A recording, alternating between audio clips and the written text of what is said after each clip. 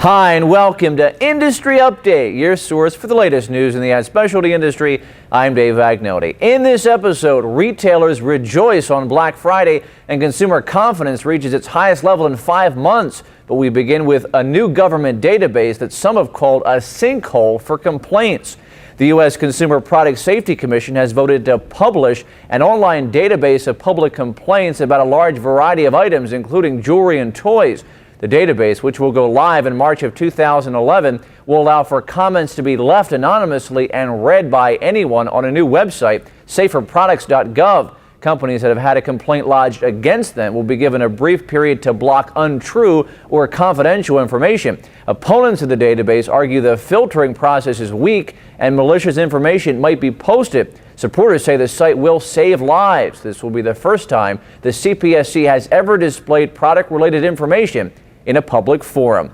In other news, and in another key vote, the U.S. Senate has rejected a repeal of controversial 1099 tax reporting rules. A measure to change the rules, which were originally tied to national health care reform, had strong bipartisan support, but not quite enough to gain the necessary 67 votes. If certain provisions had been repealed, small businesses would have been spared from having to complete a large amount of tax reporting paperwork.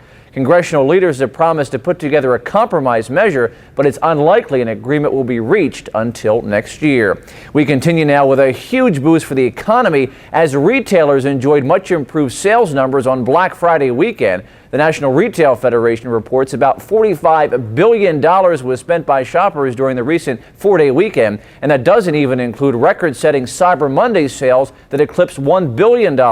On average, a typical shopper spent $365 on Black Friday weekend, a substantial increase from a year ago. Discretionary spending also improved as shoppers focused less on discounters and more on department and specialty stores. And finally this week, as you might now suspect, consumer confidence rose sharply in November, easily beating forecasts. According to the Conference Board, consumer confidence jumped 5 points, reaching its highest mark since June. Also this week, a new jobs report shows substantial growth in the private sector, with small businesses serving as the driving force responsible for 58% of all hirings in November. Remember, for the latest industry news and videos, check out Counselor PromoGram and keep track of trends, happenings, and research on our ASI Central Facebook page and through Twitter. We hope you'll join us again next week. Until then, for Industry Update, I'm Dave Agnelli. Have a great day.